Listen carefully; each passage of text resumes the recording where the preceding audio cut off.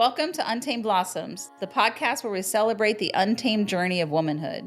Here, we tell the stories of incredible women who have embraced their authenticity, inspiring others to do the same. From entrepreneurs to artists, activists to adventurers, we share triumphs, challenges, and the beauty of self-discovery.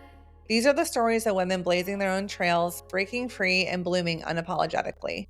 Join us to connect, be inspired, and celebrate the power of women's stories. Together, let's rewrite the rules and embrace our wildness.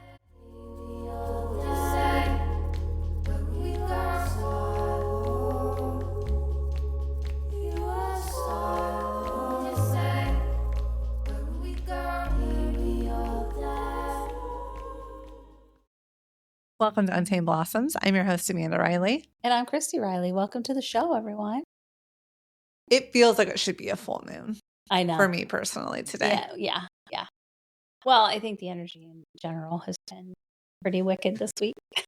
I was feeling so good. I was feeling so light yesterday, so good. Yeah. I was We had our Valentine's event yesterday. It was maybe it was the event. I feel like the event was cool. Yeah, it was really creative. Yeah, very low key, quiet, lots of intimate conversations, people getting to know each other. Our flower reading that Sarah did, spiritual flower reading. You did tarot readings, vision boards, coloring, just a lot of really beautiful downtime. Great, felt great. I don't think we often get a space to be creative together. I know. Yes. Or it's a very themed thing, like, oh, let's do a watercolor class or like a pottery thing. Right.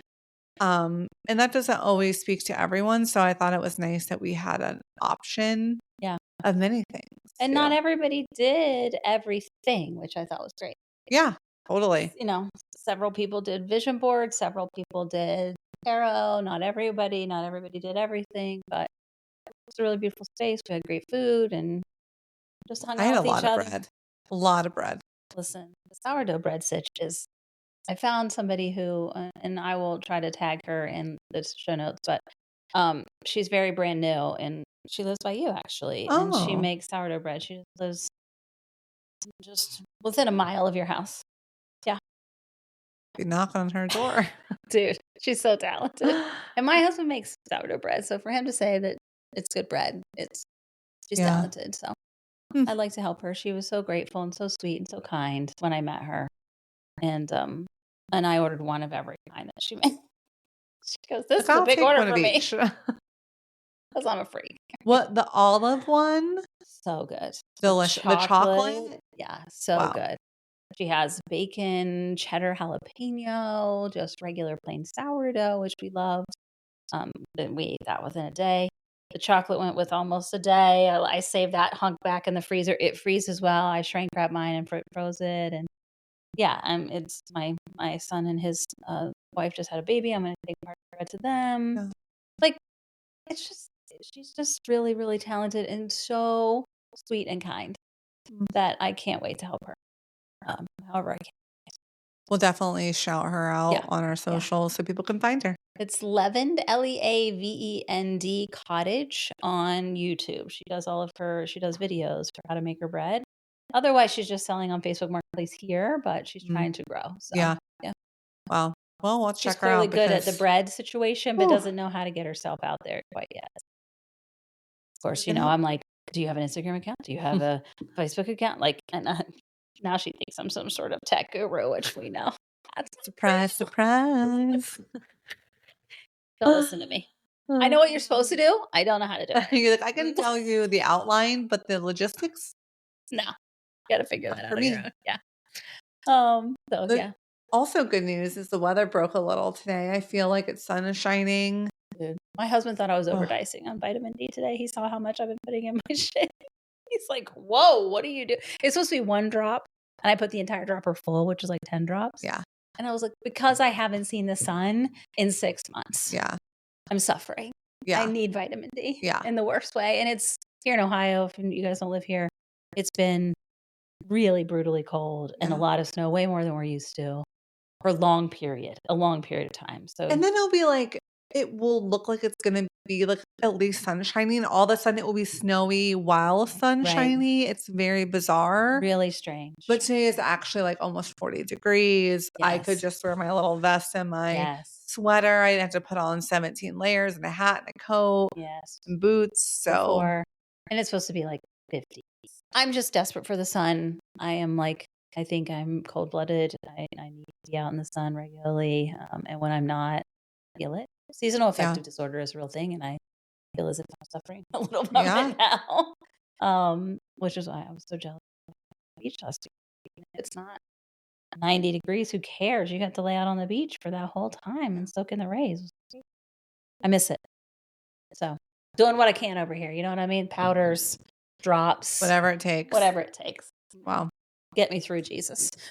Get me through this time. But Yeah, you know please. what? We only have like a month left of unrealistically I can't wait. I Where won't I say can't be outside. unrealistically. It is just like a roulette of weather It is. It is. But for there's this month. usually a few days a week you can get outside. Yeah. And that's a game changer. I feel like I'm captive. I also love that January felt like 7 months in one, and then February has gone by in the blink of an eye. Blink of an eye. So fast. Yeah. So Yeah. almost But March. we're ending up, let's see, what did I just hear this morning? All of the planets are going to be aligned for this whole week. And Hope some weird shit happens. well, many, many endings still coming. So there's all the end. Still, we're wrapping up endings. It's supposed to, movement's supposed to feel easier this week.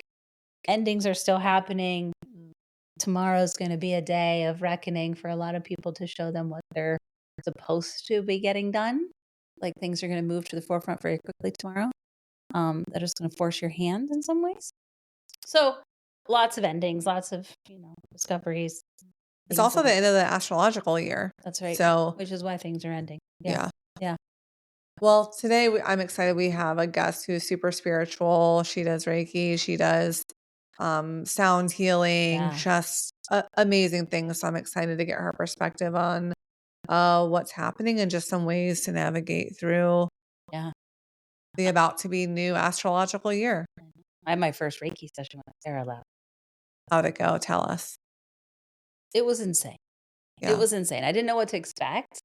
There are some light hands on you, but when I tell you that I can feel the energy as she opens it, because I had my eyes closed and she wasn't communicating with me in any way. But I'm sensitive anyway, but I can feel all of that. Like I felt all of my whole body start tingling up one side and down the other. And then things would be centrally warm all of a sudden. And then she did start talking to me during the session a little bit and start talking about what she was feeling and what she saw. But and then working on that, working with her through it, it was really, really beautiful and powerful. And Sarah could just blow my mind. Always a wild experience. It's insane. It's insane. The way she holds space. It's just really beautiful. It was really, really beautiful. I can't wait for you to have session.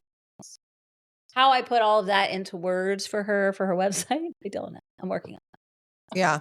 I'm figuring it out. It's hard when something feels so deeply spiritual and like it's more energetic to be able to put words around that.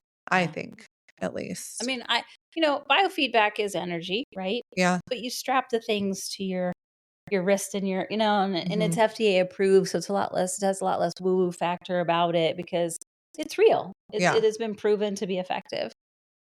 And Reiki is energy work. It's the same as that, except Sarah's the conduit, not the electrical straps and the computer. Right. And I just believe that that's doable. I think humans have the ability to do that. We just have lost touch with it. Yeah. And so I could feel it the same as I feel in my biofeedback sessions, and that she can feel that energy moving through me and see it. Yeah. Which is a known thing that people can see auras and people can see different light spectrums. And that's also a scientifically proven thing. And Sarah can see those electrical patterns around you and it's just really an interesting, beautiful thing to watch her work. And you can tell that what she's looking at is not really you, but you, part of you. You know what I mean? Your energy. Yeah. My energetic field. And it was just really beautiful to watch her and to be a part of it and just close my eyes and try to really just be in my body and feel it. And see what happened. Mhm. Um, and it was great. And I chose a more energetic stance. There's a north, south, east, west, the way you lay in your head, and one's more restful and one's more energetic. And I felt great when I was done. Like That's I awesome. felt really good, and the pain in my knees that I've been experiencing went away for the evening. I came back the next day, but clearly the work she had done had helped Moves that. alleviate some of that energy. And I think that stagnation points, and you have to work on them Mhm. regularly. So I wasn't expecting miracles, in Right. one session, 1 half-hour session, but it was really cool. I can't wait to talk to Jessica about her. So, Yeah. I think the more we get those healers in to talk with us and share like what that looks like and sounds like and what to expect, I think people will open up to it. So yeah, I'm and I excited. hope someday it's covered by insurance, not covered even by feedback's FDA approved, not covered. My hope is that it becomes more accessible to people. Jessica, welcome to the pod. Hi, welcome. Thanks for having me. Of Welcome course. to the show. I know you're all probably thinking 1 second ago, wasn't there a couch here? It wasn't Amanda and Cristi over here? Yeah. Yeah, we fixed it. Literally within 10 minutes of Jessica getting here, we're like, you know what? Switching it up. That couch weighs 1,000 pounds too, by the way. We are bad bitches That because was we hauled it right out heavy. of here. But Heavy. we couldn't let Jessica experience our sinking No, couch routine. no, I felt bad that we put anybody in that couch and myself included. And to catch all of you up, I texted Amanda earlier this week and I was like, I think we should rethink the couch. It's trying to eat me every episode. And I feel like I'm fidgeting. And she's like, and I'm holding the mic because it won't fit in the stand when we have somebody that we're doing Zoom with. So I'm holding my mic. And the last time Amanda's like, that was a nightmare to edit. You have to stop that. We have to figure it out. So this is our configuration for now. I'm hoping by next week we'll have something more permanent, but thank you. You didn't know you were being flexible, but thank you for your flexibility. To make sure that nobody was sinking into the couch and disappearing. Yeah. Yeah. Like little feet hanging up, like, just Very weird. Yeah. Very weird. Yeah.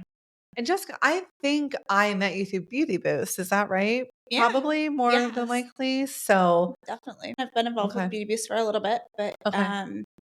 yeah, I love that group. It's wonderful. Yeah. Gives us lots of opportunities to connect with other women, which is so important. And, opportunities to share who I am and get to know other inspirational women, which is a beautiful thing. We need that community so much. Yeah, I think Agreed. they do a really good job of giving people space to connect. You know what I Yes. mean? And I know I haven't really been able to make it to anything in like the last oh gosh, maybe over a year. But like it's just interesting because I still have all these connections from Instagram Yes. of people that I still keep in contact with. And you're one of them. Yeah, I love that. So Well, that's what it's about. Yeah. Not in person contact, but, connecting us digitally or, socially. That's Also, I love your necklace. Is that rose quartz? It is. And on the other side, it says just breathe as I pop it off. Oh, I love that. But yeah, it's like my little reminder. I'm like super fidgety person.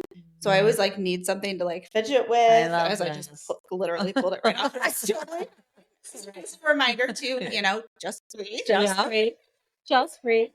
But It's yeah, beautiful. I love it. I always wear it to my little events and my little lotus there, kind of as a reminder of, out of no mud comes our growth. So those hard times, get us to where we need to be, even though in the thick of it, it's ugly and gross, but hoping, always that hope that something beautiful will come out on the line. Totally. Yeah. I love that. When did you get started? Like talk to us a little bit about like your spirituality and like kind of what grounds you right now. Like what do you believe in? Yeah. It's hard. It's especially with the state of the world and finding ways to ground within my home and within the home of our country. It's very hard. The noise outside is big and loud, and it's so important to stay in our space and realize that our power is when we do turn within. I love breath work. It gets me to where I need to be. I'm not really good with like physical movement, but we need to move that energy somehow, and breath work really helps with that.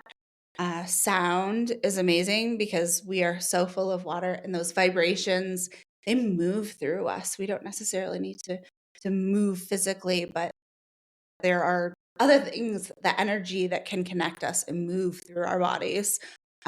Those things help. Reiki is a very, very close to my heart. I started Reiki as a personal practice. I actually got into Reiki knowing nothing about it. Oh. Zero.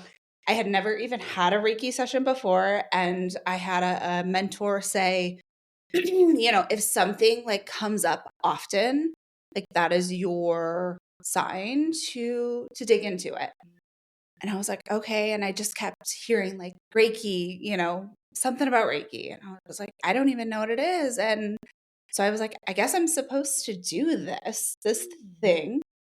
So I dove right into Reiki, into a class to get certified to become a Reiki practitioner, knowing nothing, not even having my own sessions. Wow. Yeah. And then it became life-changing. So yeah. That's incredible. That's incredible that you'd never had a session before. Never had a session. Yeah. And I was like, I don't know that I think that the power is within me. Like, I don't know that I necessarily need like somebody else. Yeah. Like I needed a teacher. I needed a mentor to guide me through it. I didn't necessarily need, I don't know. It was just a very different journey. Yeah. And how long ago was that? In 2021 was when I originally started my Reiki journey. Okay. Yeah. And what were you doing before that? I was living in the corporate world. I was in private aviation for 11 years. Prior to that, I had 2 years of other corporate experience, and before I was in school. But yeah, made the jump from very, very traditional things to the unknown, and just faith-based. And let's do this, and hope that it, was the right way. So yeah, We've had everyone, it feels like, I think that's pretty blanketed, but most people say like, I was in corporate, I was doing this thing, and then I just took the leap and said, this isn't what I want to do. Yeah, you know? absolutely. Yeah. And feel very privileged also that I had the support to be able to do that. I don't Totally. take that at all for granted. Incredibly grateful that, I had the support to be able to say, I want to change my life, and, I don't want to do this anymore. And, a supportive husband that's like, okay, this is scary, but let's do it. I trust you. Wow, that's amazing. Yeah. Well, besides your support system, I would say that's a very, very brave thing that you did. You don't know anything about the industry. Yeah. A Reiki certification class is no joke, Mhm. right? Yeah. Like my understanding is it's fairly intensive and not cheap and not right. All the things. Yeah. What do you feel like in your experience has led you to be brave? Like that's really brave, right? And that so many people, I think, desire that and yet want to stay in their safe cushion. And I hear your husband, but still having a supportive husband is great. But that's still a big leap of faith. Like, what do you feel like got me there? has given you that? I mean, I unfortunately let fear take a lot of my life. Like it took time. It was not an overnight type of situation. Out of desperation and change in my life, I was no longer connected to the work that I was doing in the corporate world. And it was making me miserable, and then making my family miserable. So we were not thriving. And can you expand on that? Like, what was going on? Do you mind sharing details about? Of course. So I kind of took the very traditional route in my life. Raised Catholic, went to Catholic school my whole life, followed the path you're supposed to, right? As a good Catholic girl. I mean, pretty early on, I kind of detached from that faith. Yeah. And that was a hard battle with my family, because I was like, this doesn't feel great to me, but I'll do what I have to kind of get through. But something just felt off. It was not the connection that I needed in my life. But yeah, so I followed the traditional route, went to all girls Catholic high school, which that in itself I can talk about for days about but my experiences were good and bad, a whole collection of, what that looks like. But yeah, I went to school, came down here to Ohio State, 4 years of that. Met my husband now, had 2 kids, just very traditional. Went on the way. This is what I'm supposed to do, right? Find the husband, marry him, get the job, have the kids. What'd you go to school for? What'd you major in college? That's a whole other story. I actually came down to Ohio State. I was going to do something medical. I was really determined to go to vet school. But once I got down here, I had another experience. I was actually sitting in the vet's office with my own pet, and there was an older woman on the same little bench as me that was putting her dog down. Oh. And in that moment, I started crying with her. And I was like, okay, I don't know that this is the path for me in this instance. I don't know that I have. Yes, it's beautiful. I love the science and the research that goes into the vet industry. In the medical industry, I love the research. That's where my heart is, and helping people. But I, in my heart, realized in that moment, I don't have that strength. It's not. I'm not strong enough to sit with people and watch them lose their pets. Like I did, and I sat with her, but I was like, I don't think I can do this every day. Possibly every day. I mean, I'm assuming a vet probably puts a pet down once a day. Every day. Like that would be really hard. So that's what I came down here for. And that was another like really hard conversation with my parents. I was like, I was coming down to Ohio State for vet school. Now I don't know what I'm going to do, but I was just at the vet today with my own dog and I can't do this. And they were like, okay, you worked at a vet's office. Like this was part of it. And I was like, I don't know what clicked. Something changed in me that it was like that turning point moment. Like, this isn't it. This isn't going to be what it is. So I started in business school. I was like, okay, this is the next best thing without much direction. When you're 19 years old and trying to figure out this is what. That's the whole other thing. Like you're at this age where you should be like exploring and like figuring yourself out. But there's this pressure to also like figure out the whole life. Because it's a financials. It's a financial choice, and so if you choose wrong, you're screwed for the rest of your life. And that's how we make them feel about it. And yet they're not really prepared in their little brains. They're not developed to really make those choices. They're not aware of themselves enough to really make that choice. And it's really hard. We're really doing them a huge disservice. Yeah. Because it's gotten so expensive, there is a ton of pressure. And my sweet stepdaughter is going to graduate this year. She's been stressed about this for 2 years in high school. Yeah. What she's going to do when she goes to college. Entire life. Since she was 15 years old. So it's not like, because you got to start making choices, unfortunately, to get to the schools you want to go to. Anyway, it's a whole thing. It's a whole other podcast. But it is a really. Yeah. And then we're made to feel guilty about it. Yeah, absolutely. Like I've spent all this money and now I don't want to do this shit. Yeah. Yeah. And now what do I do? Yeah. So came down here for vet school, but went into business. My parents own a business in the Toledo area. They own a large salon. Which I grew up in. Yeah. So kind of moving into the business space was a very natural transition. It was something I grew up with my parents running this salon, the back end out of the home. So I was like, okay, I can do this. Like, I don't know what that direction is going to be, but it's safe. Yeah.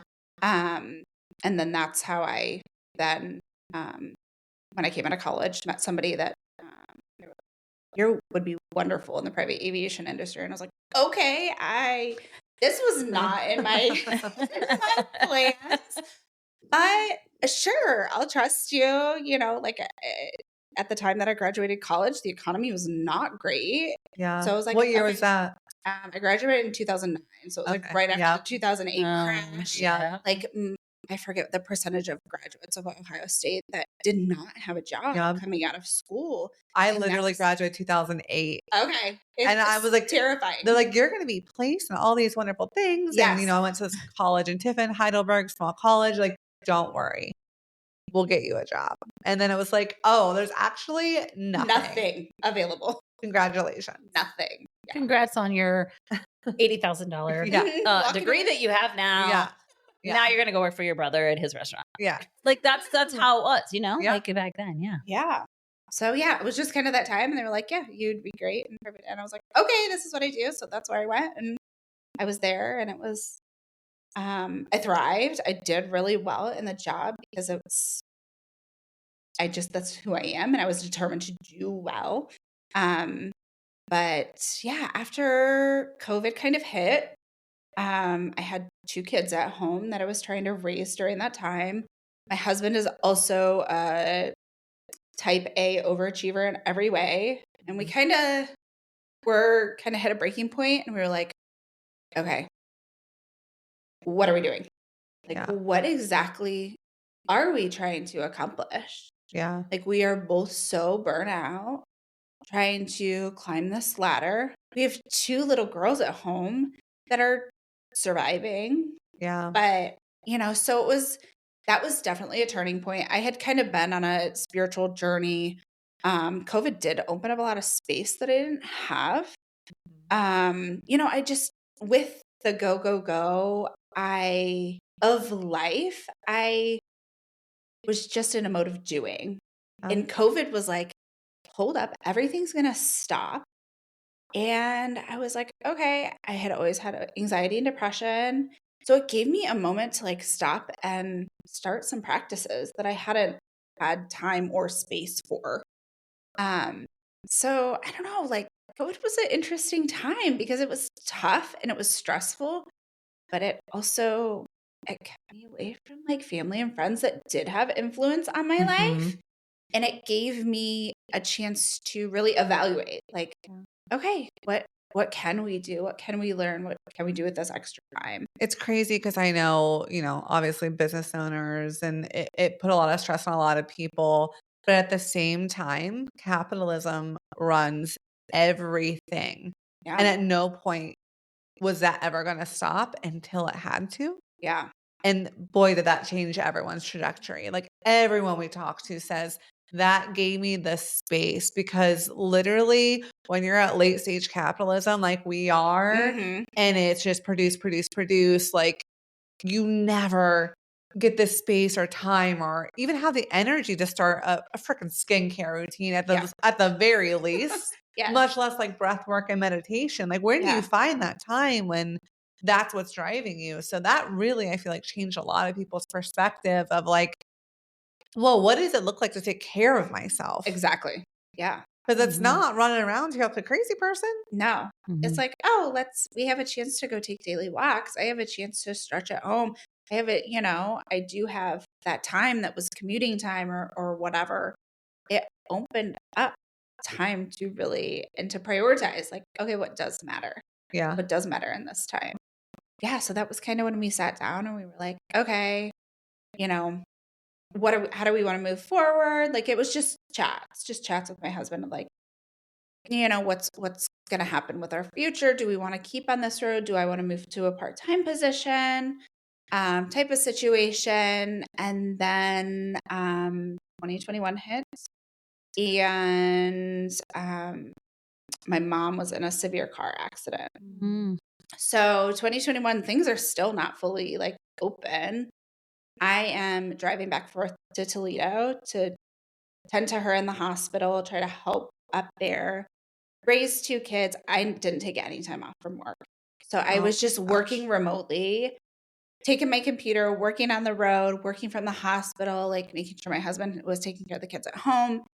It was just chaos, and underneath, like terrified. Am I going to lose my mom at any time? Because she had this horrible accident. I kind of say she was like Humpty Dumpty. We had to put her back together. Oh man. She was hit T-boned and then she spun out and hit a tree. So she actually had 2 impacts. Oh God. The only thing that kept her alive was the seatbelt and the airbag. But the seatbelt and an airbag do a lot of damage. Yeah. So she had broken pelvis, she had collapsed lungs, she had broken wrist, shoulder, arm, hand. I mean, all kinds of things. And kind of as she then hit rock bottom, I also hit rock bottom because I was trying to do it all. I was trying to work. I was trying to raise a family. I was trying to take care of my mom up in Toledo, which was 2.5-hour drive back and forth. Yeah. And that kind of catapulted us into like, okay, changes need to happen in my life, in our lives. It, those things happen and it completely changes your idea of life and your values to, everything shifts. Like what's important. What is important. Yes. So do you have siblings? I do. I have an older sister. At that time, she was in Maryland. Her husband is now a retired, but they were stationed in Maryland, and she has 4 kids. So her options for coming to help were not exactly there. So when you're married to a military man, your job is taking care of the 4 kids. yeah, absolutely. Yeah, she's got a full-time job on her hands. Yeah, and he was traveling and stuff like that. So it was just my parents were together, but he was, my dad was trying to figure it out and whatever. So it was, us women, we got to come together. We got to go take care of it. So, that's what happened in 2001. That kind of also set me on that path of let's do something different. And what does your husband do? And then what are both of your astrological signs? Yes, my husband, he is an accountant by trade. Okay. What he actually does, I can't tell you. That's fair. He works for Chase. Okay. But he's flipped around. He's a technical guy too, so he does like a lot of computer work, and so he's gonna kill me if he listens. He's in finance and tech. Yeah, he does something like that. We live in different spaces. And that's okay. Yeah, totally. I'm Scorpio. He's a Libra. Okay. After that, there was like catapulting of events that happened. Okay. That kind of further indicated like this is a path you need to go on, because I'm stubborn and have a tendency to not trust or to follow that conditioned path. I didn't want to change where I was. It was scary, very, very scary. But so my mom's accident was in September, and I had a girls trip planned on the Hocking Hills in November.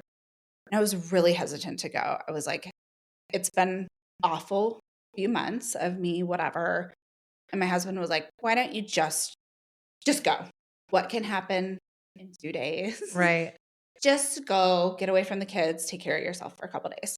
I was like, okay, I will try. It's 48 hours. I can 48 hours. And I'm also within driving distance and only an hour away. You know what I mean? So I was like, okay, I'll do this. Well, one of the women that was on the trip was like, hey, why don't we like plan something fun, have somebody come out? And I was like, okay, like what are we thinking? How about a medium? And I was like, at the time, I was like, okay, if you guys want to do that, okay.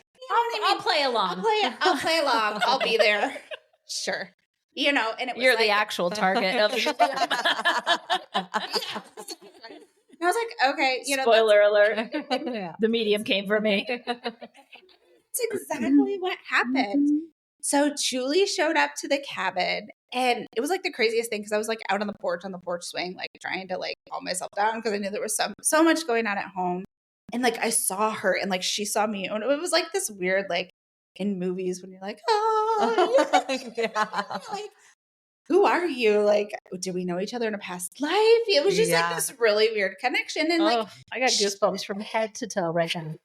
That's crazy. She didn't even she didn't acknowledge it too much, but kind of like let it go. But I was like, okay, what is happening? Type of situation. Like, there's a vibe happening right now. So much more than I even, knew at the time. So she came in, and there was like 10 of us that were here at this cabin for this weekend trip. And so Julie came up, and there was 10 of us. 10 of us. Okay. Yes, there was 10 of us in the cabin. And it was in the morning. She was like, I have a morning opportunity to come. And we're like, okay, that'll be fine. Like, breakfast and mediumship. Why not? Sounds like the breakfast of champions. Sure. Okay. So we all sit down, and she pulls out this picture and says, like, what comes to mind when you see the picture? And she had brought like little notepads for us. And like out of the middle of nowhere, like I just started scribbling, like, and knew so much about this picture of this person. And it was the strangest thing. So we're like going around the room and she's like, so what did you get from this picture? And everybody's like, oh, he looks nice. And like, just very like young, nice looking man. And You're then like looking at yours like, shit. I was like, oh God, like, okay, do I disclose all of these things I have written down? Like, also, all these people are going to think I'm crazy. And I work with that. Like, it was like a mix of like girlfriends and like some coworkers and stuff. Okay, do I open this can of worms? So I just start talking and I was like, he loves the color red and blah, blah, blah, blah. And I just kept going on and on and on. And she's just like watching me, like, and everyone was like frozen. And I was like, okay, maybe I shouldn't have. That was a mistake. That was an abort mission. Yes. Oh my God. And she was like, everything's correct. Everything's correct. And I was like, okay. Or are you just going to skip over this? Or do you just move forward? You're a psychic. Yeah. So we just kind of moved around the room and like, I don't even remember like the initial reaction. Although that I think we were all like a little bit of shock, including myself. Yeah. I was like, I don't know where any of that just came from. So we go through and then of course she's like, let's all connect and start the readings. And of course the first reading is for me.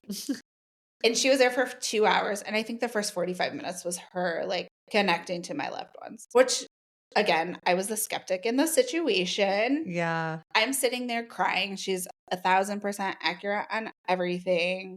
And like in the meantime, I'm like, I'm going through the worst time of my life. And I have this person stepping into my life, like telling me how much I'm loved and cared for beyond this plane. Yeah. Like, and I was just like, okay.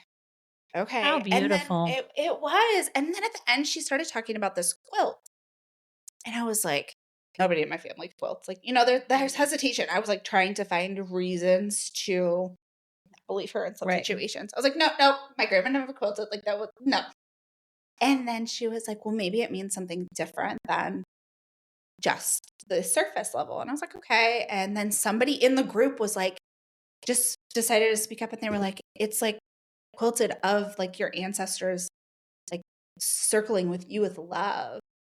Like, it's just like everybody kind of woven together in your past to like let you know that you're supported during this time. So I was just like, okay, my mind is blown. Like, crying so much. Cristi would have been sobbing so hard. Already tearing. Yes. Yeah. It was just so beautiful. And it was in that moment exactly what I needed. Yeah. Like, I had no idea that going on that trip and in such a hard time, and that was going to be exactly what I needed and totally life-changing. But she was the one that said, like, if you start to become like, I reached out to her later on and she was like, something to consider. She was like, you're on a path that you don't realize you're on. And, you know, something to consider is if you start really thinking about things, like you need to pay attention to those things. So that was, you know, where like Reiki came in and she was my first like spiritual mentor that I felt really opened up the portal to the next level of whatever this is. Yeah. So you have this experience. You're like, oh, wow, I also might be a psychic also. And I'm feeling all these things. And before you walked into that, really not having much like you weren't really open to any of that, really. Yeah. And you were so have worried. you ever dabbled in anything in like spirituality, tarot or any of that before? I had not, just meditation practice at home, like mindfulness, meditation, breath work, like kind of the basic level type stuff, but nothing as far as like mediumship or psychic or anything like that. But then later on realized that I could safely use that in the space of Reiki. So I can connect with somebody very safely. And then if they want that feedback, that came and developed later. Like I realized I do get intuitive feedback from people and I can use that safely in a Reiki space. And were you able to recall that maybe you have been able to do that all along and you didn't know what that sensation was? Yeah. Well, that's it. There was another situation shortly after this, where where I had gone to the school to pick up my kids, and I was overcome with this feeling of sadness. Like, as I was just like backing into a parking space, and I was like, gosh, where did that, like, it was shockingly quick. And I backed up and I looked over to the car next to me, and it was my neighbor, and she rolled down her window and like she looked really sad. And I said, "Hey, you look really sad." And she goes, "You look really sad." And I said, "I don't think my sadness belongs to me. I think my sadness belongs to you." And she was like, "What?" And I was like, "I think I tuned into your sadness." And she looked at the clock and she said, "It's the date and time where my dad passed." And I was like, "Jess, I don't know how to tell this to you. I don't even know what this means, but I tuned into you. I Yeah. was feeling you." Yeah. And thank God she was my neighbor, and she wasn't panicked, like, what is going on? She was actually Where like, she just slowly rolls up the window. Like, I'm gonna ignore that she's over there because wow, that just happened. And it was, and I was just like, okay, I don't know what that was, and that was weird, but like, she feels seen and loved in that moment, even though I have no idea what I just said to her and if that was even okay. It was like at that moment, it was kind of early on in my journey, and I was like, I don't know what I don't know if there's boundaries or how any of this even works. But I knew something. I knew that I could, without even trying, to tune in and really feel other people. And the reason I asked a little bit about like, oh, had, you dabbled in anything before, I think I was just talking to one of our friends. She also does Reiki and many other beautiful things. And I told her, sometimes I'm around you, I feel like a spiritual imposter because I know her to have a deep connection to all of this and has always had it and always felt it. And I think sometimes I was, in my late 20s when I really started deeply experiencing some of these things. But I feel like people might relate to never really being in tune, but having like a feeling. Yeah. And then when they finally want to explore it, feel like, I am an imposter. Like, Yeah. I'm just picking this up now. Maybe it's later in life. Like, what does this mean for me? So can you talk a little bit about like getting over that like hump of like, okay, I want to get into this practice. I want to learn about this, but like, where do I start? Yeah. Because other than rolling down your window and talking to your neighbor about her sadness, Yeah. Yeah. I was really scared to share with my family, like, kind of the journey. Obviously, the conditioning, the Catholic, upbringing. There was a lot of fear there. And I still have resistance within my family. But somebody that I was afraid to talk to is my mom. And kind of when I told her about the medium experience, I said, I feel like I need to share this with you. Like, if you don't believe in it, that's okay. But it's very deeply personal, and it did change my life. And, she was going through recovering from a car accident and all of that. And when I shared with her kind of what that experience looked like, she was not surprised. She was like, as a child, like, things would happen. And like, I just didn't know. I just let things like go because I just didn't know what. And I was like, okay. And she was like, I don't know if I have like specific experiences like that she could share. But she was like, I just knew that there was like something.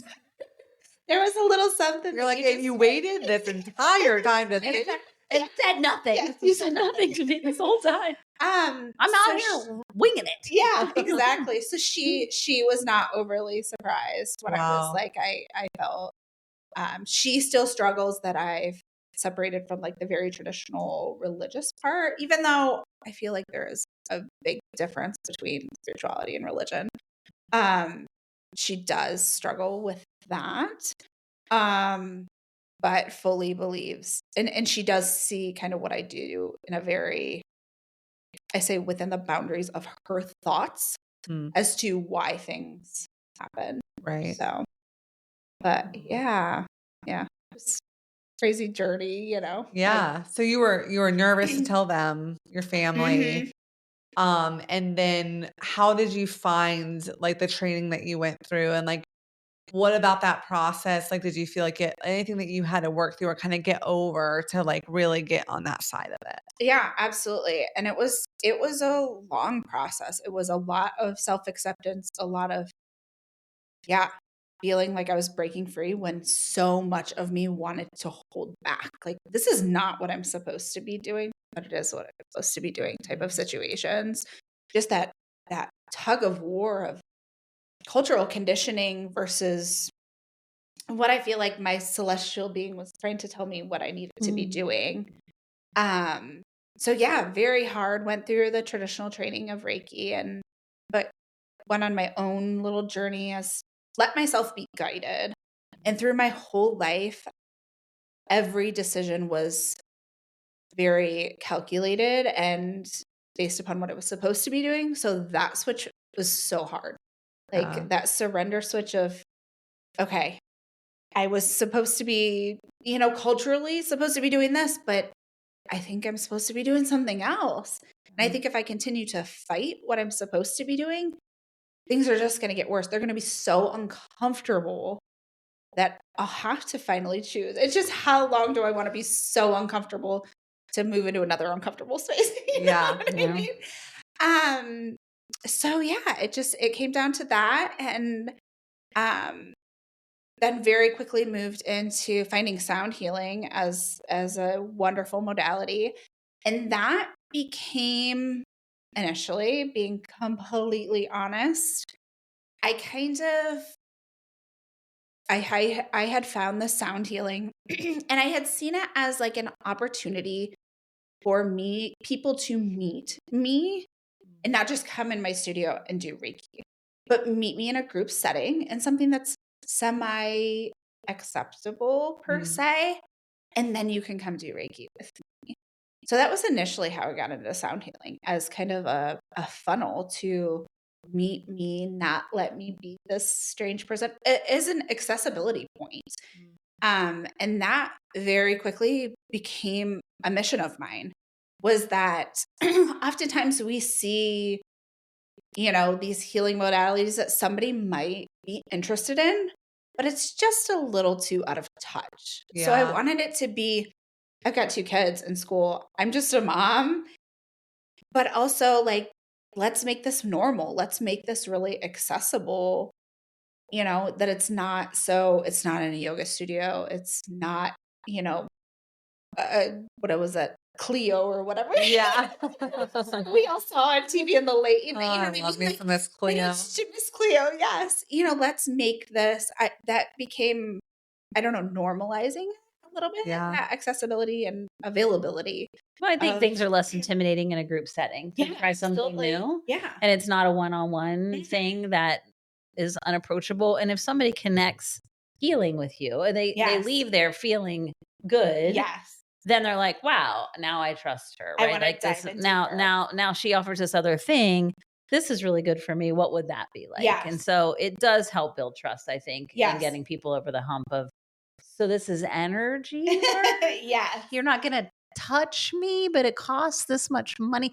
Like people just have a hard time understanding what that's like. But, sound healing, same thing, like the energetics of tuning forks, all of that stuff is all the same, right? And so people just don't understand frequency, vibration, absolutely, sound, and energetics that are around us all the time. All the time. And this isn't woo-woo. This is scientifically backed, right? Yes. And but it gets a woo-woo title. Correct. And it really isn't that. It's not that at all. And we talked about that before you came in, is that I did have my first Reiki session with Sarah this last week. And it was beautiful, but I also do biofeedback every month.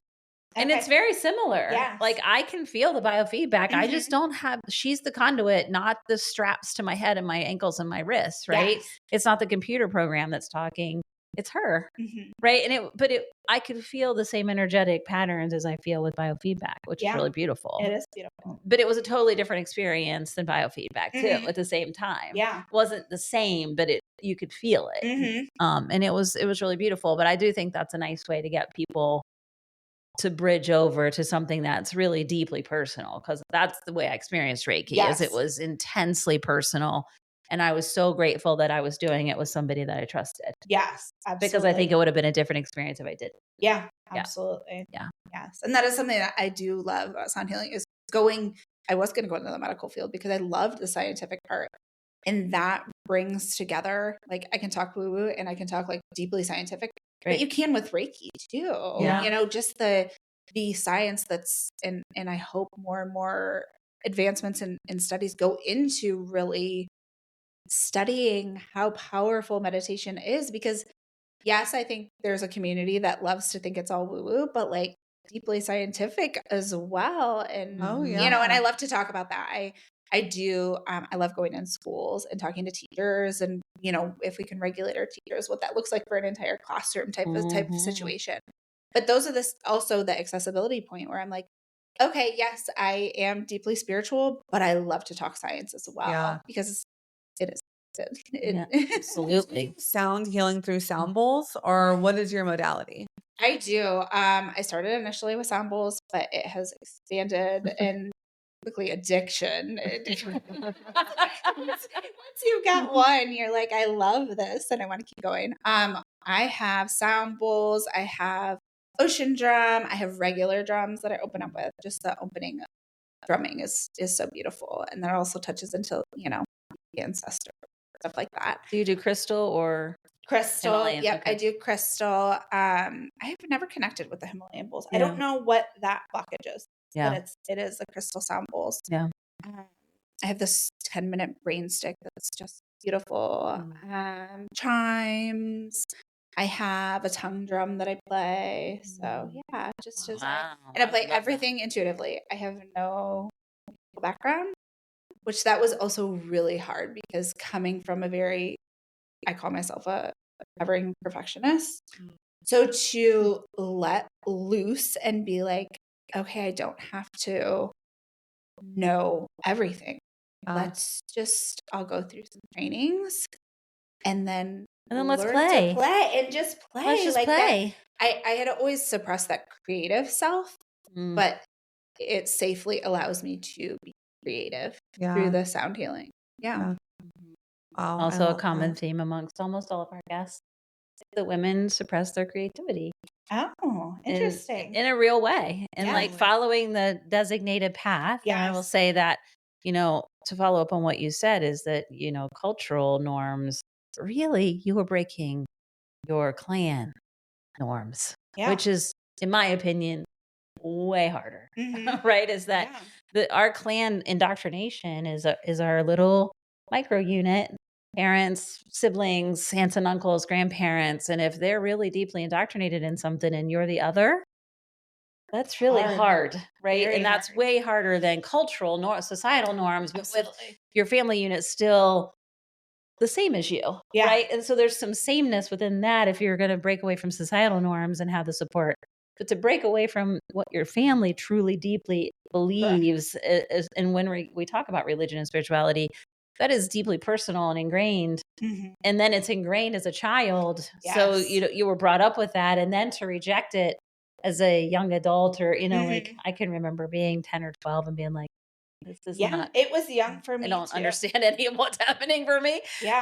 You know, and I think that's beautiful. And, but it's so much harder. Hard. I'm bowing to you and the strength that it takes to really continue. Some people just decide to abandon their family units altogether because it's so hard. And I think I had a spiritual teacher tell me once that the black sheep in the family is really the person that's the huge reflector for the family to change some of these historic mindsets that need shifting. Yeah. Right. And if you can stay in a loving space, and I have another beautiful friend who comes from a giant Catholic family. And when I say giant, it's huge. There was like 10 siblings and grandparents, and she's the only non-practicing in the family. But still maintains a loving relationship, right? And the conversations that she's able to have around that, I don't want to make this a religious thing, but she's able to have loving conversations with, you know, I never ask you to be other than the way you are. Yeah, absolutely.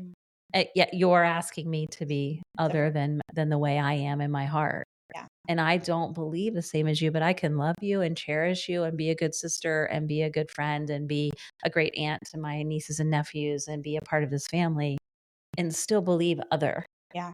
And what a beautiful blessing that is in the family, right? But it's hard to feel that way, I think, as the person who's the going other, through it. Yeah, right? it is. It's incredibly isolating and lonely, and feel like you're challenged at every corner in your relationships within a unit that's supposed to be your sanctuary and your biggest cheerleaders. And in some ways they are, except for this one spot.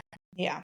Right. And it's hard to stay in that space. And kudos to all of those people who have gone through what you're going through or gone. Because I don't think it's just a one-time thing. Yeah, it's all the time. It's all the time. It's ongoing. It's all the time. My friend goes to this event every year with her family, but the family is Catholic, so they have Sunday service at the grandparents' campsite. They have their minister come and they do service. That's hard. And her and her family like go on a hike and try to make themselves unavailable, and and it was that they would get grief from everybody. Why don't you just stay? And why don't you just? And why don't Yes. Well, I could say, why don't you just not pray? And why do you believe in that? And why are you challenging me? Because this is not something that I choose to participate or have my children participate in, right? Like, we've had a great weekend and I'm going to go take my kids on a lovely hike and come back and join you for the rest of the day. Why does it have to be this contentious thing, you know? And what a beautiful, I think, experience it's been for somebody who's deeply indoctrinated and just, and is being taught that they need to bring others along, that if you can't get your sister to come, how can I make this happen, right? How can I be a good Catholic or a good Christian, right? And that's not really always our roles. It is. It's just to love people through it and love them anyway. And so, and I feel like as the black sheep, something that I often say is I question, why do we do the things that we do? Whereas most of the time, those in the rest of the family just do them because that's what we've always done. Yeah. Well, do we have to do this? This is what we do. Why don't we do it a little different? Yeah. What says that the path can't be a little different? Right. Right. But that's something that I feel like that is a common thing. Yeah. Some of the black sheep or some of us that break away a little bit is we actually question that. Yeah. Why do we do this way? Right. And it can be confronting for those that are right. And I think just being your own shining light and being inward and doing your own thing and shining your own light, you don't have to directly question your like, Mom, why are we doing this? Yeah, exactly. It can just be it's just a reflection to where you're like, this doesn't resonate with me. Sometimes demonstration speaks louder than words. Yeah, just being in your own space and your own thing might make them see something different in themselves or for themselves, right? Which is basically why we're sitting here. It's what we believe is that having people tell their stories can be so impactful for other people in so many ways. So good for you for being strong in that and staying strong in that and staying loving and caring and still taking care of your mom and your parents while they're, like struggling with their own stuff. And beautiful. But it's hard. It's hard. And then I wonder that too. I'm like, I could have chosen the easy path. I could have just continued. I didn't have to question. Yeah. But something inside of me said, this isn't the right. There is something that's different. Yeah. Well, the only person you're hurting by doing that is you. Yeah. And when you do what's true to you, you start to feel bad about the people that you could be hurting outside of yourself. And I think as women, it's much easier. It's an easier pill to swallow for us to say, well, I'll just be the one that suffers. Yeah. And then I can just deal with that versus making anyone else suffer around me, whether it's perceived or not. Right. Absolutely. And so what do you think are some of the main things that you're like, this practice has gotten me through this time or has taught me this thing? Like, what do you feel like those like little nuggets are that you're like, I hope people listen to their guts because this is what it's done for me? It depends on what I'm going through. Often mindfulness and meditation is where I need to be. I need that quiet stillness and then I journal. Like that has got me through. But through my most recent journey, that kind of stuff has not helped me. And that's been a whole new challenge is that like my foundational practices and tools aren't working.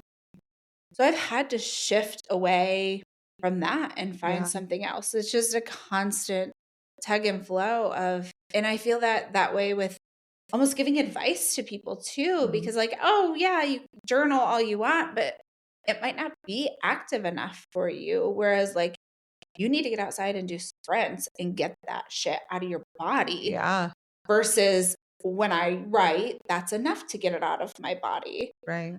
So it's hard to even say, yeah. And from day to day, sometimes my foundational practices feel different for what works. What seems to be doing well right now for me. My therapist is a little bit different. She's traditionally trained, but she's also a Reiki practitioner. Does like she's a blessing to have found like a wonderful therapist. I'm so thankful for her. But just the other day I got in and was like starting to ramble, and she was like, how about we halt? Let's do some conscious connected breathing. And I was like, like, Yeah. so through an hour, like we just did that beautiful circular breathing, and that particular type of breathing, you don't stop. And often we think about breathing as like breathing in, but for me, I can often take, if I imagine breathing, I think about taking in, and sometimes I take in energy of the world. Whereas with the conscious connective breathing, you breathe from the belly out and almost more of a release, thinking about it coming out of you. So that conscious connected breathing has been so foundational for me in my current journey. Just it's been the one thing. Yeah, oftentimes journaling is not working, or even just quiet meditating or listening to a guided meditation, or even sometimes my sound healing hasn't been great. It just, you have to pivot and know that there's not a perfect ABCD. And again, that's really hard for my recovering perfectionist. I want a solution. And there's a Tell me all the parts to me. 1, 2, 3, 4. I need to do them all. I need to, like, I want it in black and white. Like, this is going to heal me. Yeah. You know what I mean? And a lesson in surrender that this isn't, it's not that way. It's I think it's so important for people to hear that, though, because the white lady wellness space on whatever platform you indulge in is like, this is a day in the life of me. And I wake up and I meditate and I drink my tea and I journal. And it seems also aesthetic and clean and neat. And it's like, that's not actual life. No. And not actual spirituality. No. It is fluid and changes. And there's so many practices out there. It depends on what you're going through and what speaks to you. Absolutely. Some days it's sobbing in your bed with snot running down to the pillow. Yeah, that is uncontrollably. That's what it looks like. Absolutely. Yeah. And that is something I've also had to let go of, is let myself be messy. Like, I have, growing up in a salon, it was very important. Going to an all-girls Catholic high school, appearance was very messy. The way we were perceived by our peers, by parents, all of that had to be very masked. It just did. Oh. And right now, I'm letting myself be messy, and that's okay. Yeah. Spiritual practices are not about that beautiful aesthetic, whatever. No, you're getting down and you're finding the messy and then giving yourself full permission to be messy. Yeah. Because that's where the healing is going to be. It's not in, that's not who we are as human, or spirits living in these human bodies. I should say. Yeah. And I call them meat suits. We're just walking around in these meat suits. Yep. I love it. Yeah. Are you currently practicing, or are you currently working with clients right now? Yeah, I'm taking currently no new clients in my Reiki practice. Going through my own healing journey. I lost my dad back in April, and that has made me step back a little bit from new clients. Yeah. I've just needed the space to I feel at this very moment that I'm not clear enough in self to be able to take on somebody new. My regular clients, they understand, and I feel like I've had a connection with them enough to be okay, to give them the healing that they need. But no new clients right now. That's not going to be forever. Right. Absolutely not. Yeah. It's temporary, and I'm giving myself, again, permission right now. I need this for me. Yeah, totally. Sure. But still doing sound healing classes. I do have yoga studios that I'm at regularly. I'm in Plain City, and I have regular classes out there in my own little space. Schools, if I love to be in with teachers, I mentioned that earlier. I feel like that ripple impact that I can make in the educational system. These teachers are struggling, and if we can get teachers in a good place and can even teach these kids good practices, even 5 minutes at the top of the hour to breathe. So I am in a lot of schools, which I do love that. So That's beautiful. I love that. yeah. They need that space for sure. And if there's like a teacher listening or anyone who just wants to stay connected with you and follow that, maybe go to a sound healing or, in the future, where's the best places for them to follow you? Actually, on social media, on Instagram and Facebook, I very specifically don't have a website. It's intentional. I love for you to have connected with me or to be a referral. I don't want Joe Schmo to type in sound healing and find me and be like, oh, okay, this is where I'm going to go. I'm not looking for big volume. That's not intentionally. I want action. I love that. So what's your handle on social media? It is Jessica.garland.wellness. That's what I go through for just to keep me in the loop. Yeah. Nothing, no fancy name. It's just me. You get the raw. I love that. And all of that. So well, the beautiful thing is hopefully someone will listen to this and connect to you and your story and be able to find you based upon the conversation today. Yeah. I think our final question is, do you have any women, 3 women at least maybe, that you want to give a shout out that have influenced you in your lifetime? Yeah, I would say those first 2 are my girls. Most importantly, so many things that I do is because of them.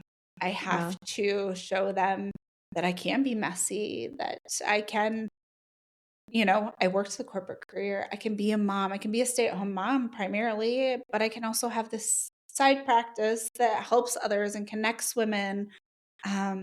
So much of them. Your kids will show you exactly where you need therapy. Absolutely the biggest reflection. Exactly where all of your buttons are. They find them and they show them right to you. So especially girls. They are your greatest teachers forever and ever. Yeah. Absolutely. Yeah. That's great. And I think that other person is Julie, that medium. She was just so beautiful. And she was so gentle with me. Like because for a while I was like, Julie, I don't know what's going on. Like I feel like I'm going crazy. And she was just so gentle with me. Like, you're not going crazy. Like, is she still in practice here in Columbus? She is. Okay. She is. Julie Babbert is her name. We'll try to tag her. Yeah, she's wonderful. So yeah. That'd be cool to have an event to have her in. That would be fun. Yeah. One of our women's circles. That would be fun. Yeah. Yeah, that would be cool. Who knows what? It always makes me nervous. Like, I can't laugh my way out of a meeting. I'll tell you that much. So group practices are so different than just individual too. Oh, because in a group you're like everything's exposed. At least like personal, it can be intimate, but at least it's a little hidden. Yeah.